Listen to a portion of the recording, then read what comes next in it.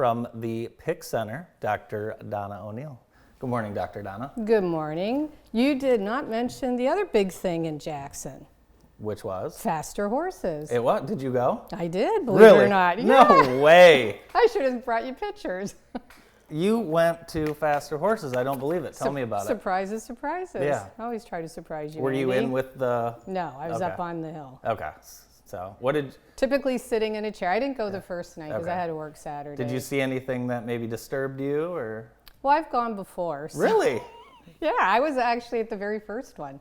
I love the first ones. I didn't know you were... it was quite small, the first ones. I didn't know you were a Faster Horses fan. How about that? How about that? You learn something every day.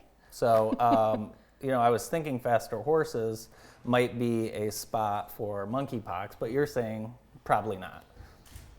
Probably not. Let's hope not. Yeah. So monkeypox, we talked about this months ago, and I don't think I really thought much of it other than it's kind of got a funny name. It'll probably happen overseas. Mm-hmm. Now it's in Michigan. Mm-hmm. Worldwide, the WHO has just named it as another disease of concern. So we're waiting to see if the U.S. will do that next. So yeah, a lot's changed. It's just exploded in big towns like New York City. We're learning a lot from them, and of course the UK. Yeah. There always seems to be ahead of us, which is good and bad. But it's not as rare as it used to be, but it's much different than the classic monkeypox clinically. Okay. So that one, you usually would have had a prodrome, meaning some symptoms before the rash. So flu-like symptoms, fever, headache, aches, and then you got a rash where the lesions would all come out at once. And there are 4 stages of the rash, which is still the same. They start off as flat, then they get a bit of a bump, and then they become blister-like, and then they scab over.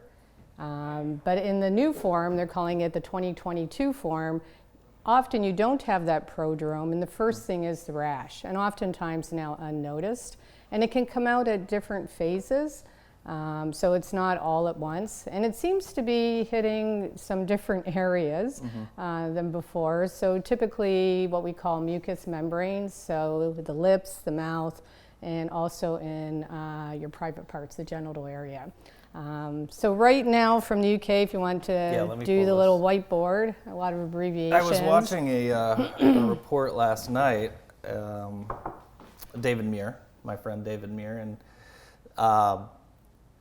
they were talking about the transmission and how you can get this, and there was one thing that... So right now it's typically a sexually transmitted disease. Again, in the gay, bisexual population, men who have sex with men. So in England, as of the beginning of the month, 96% were in that group. Travel was important, but as time goes on, that's going to be less important. Young people, 22% less than 30. A sexually transmitted infection in the last year in over 0.5%.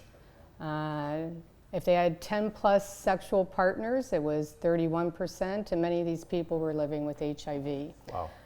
But it's going to change. A lot of the experts feel that we've missed the opportunity to keep it in an epidemic form, that it's going to become endemic, which is what COVID's done, but a lot different than COVID, especially the way it's spread. We don't believe it spread through the air like COVID did. Thank God. It's through contact, meaning you have to have contact with these skin lesions or anything that those skin lesions contaminated. Do we have pictures of monkeypox? So the sheets. Did we bring any pictures? Yeah, I did bring a few. I hope they worked out. Yeah, so the report I saw last night was that it can be, there were a couple kids that got it, and they said that maybe, they were living in the house with people that had it, and it could have been transmitted on like bed sheets or something. Right. Which, so when you see, you get like the third picture, there was a blister, and then they get pustular. Looks like a zit almost. Yeah. And then if that lesion breaks open and gets on the sheets or a towel, that's how it can be spread. Through hugging, kissing, intimate contact. And then it gets scabby. It gets, and then the problem is these are very painful, especially in the areas that they're located. So proctitis in the anal area, inside the mouth. They get these big abscesses. Yeah. People can't swallow, can't, eat. This or is not drink. something you want. No. Now, it's not, this is not deadly yet. We haven't I had- think there was one patient who, Okay. across the world, where it caused a death, but a lot of what we call morbidity, a lot of pain and suffering. So some people need to be admitted just for supportive care. There is a vaccine out there, and hopefully there'll be more coming along.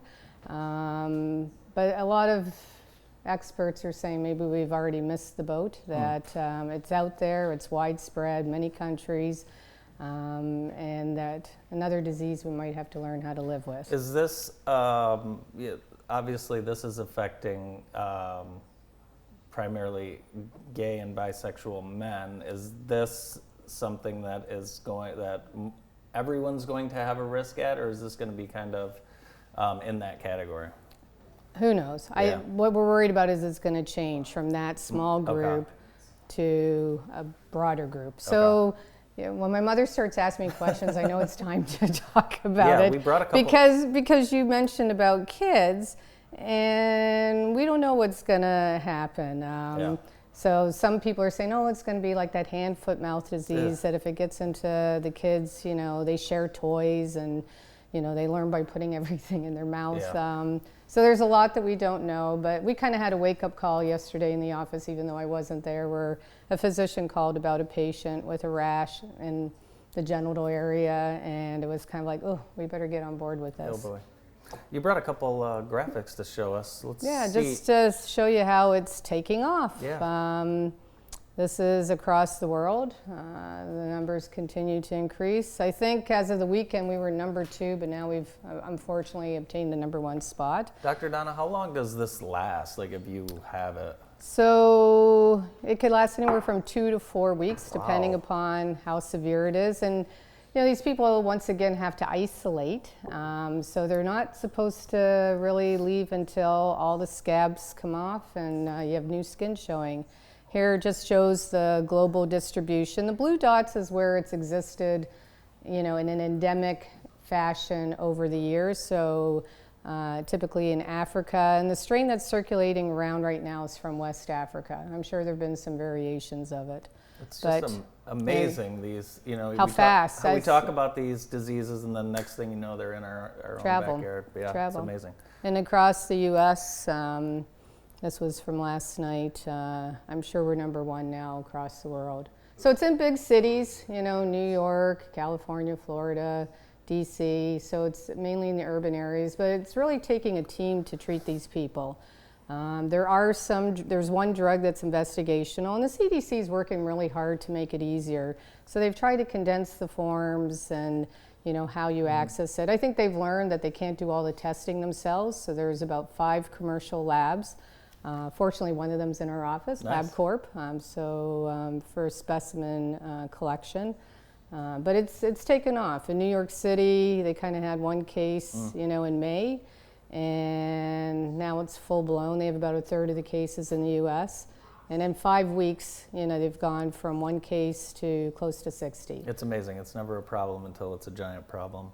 And we still have other problems. The president has COVID. Yeah. But doing well, I hear. So, and what variant does Well, they figure it's B5. Yeah. Yeah. So, very few COVID virgins left out there. Okay. So I guess a lot of people were surprised he didn't get it sooner. Yeah. But we have a lot that we can offer people. So Paxlovid is one of the drugs. Tastes terrible, but keep taking it because it really makes a difference. And for those people who've missed the window or of drugs that interact or other reasons, there's still the monoclonal antibody. There's Evusheld for the immunosuppressed patients to try to help, dampen down the effect of it. Underused.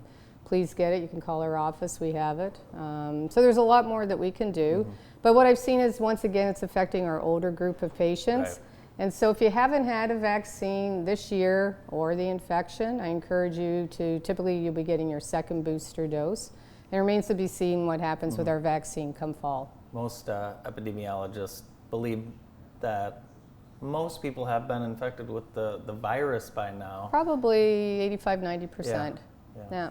So, and there's a new vaccine out there if you were kind of hesitant because of the new technology. There is Novavax based on older technology, the protein subunit vaccine, so that can't be an excuse anymore. So there's lots. Yeah. It hasn't gone away, but maybe monkeypox is going to take some of the heat off it for a while. It's sure fun to talk about sometimes, I think. For And old diseases. Polio was identified in the U.S. this past Really? week. Yeah, case in New York. New Amazing. York all the time. New York, yeah, the melting pot. Well, I want to thank you for coming in today and on your vacation. My vacation. I know you probably woke up and you have house guests and you probably fed them, got them coffee. Then No, Ted did all that. Okay, so, well, thank you so much for coming in. You're and enjoy welcome. the rest of your vacation. Thank you. You too. Dr. Donna O'Neill from the PIIC Center. More of the Morning Show after this.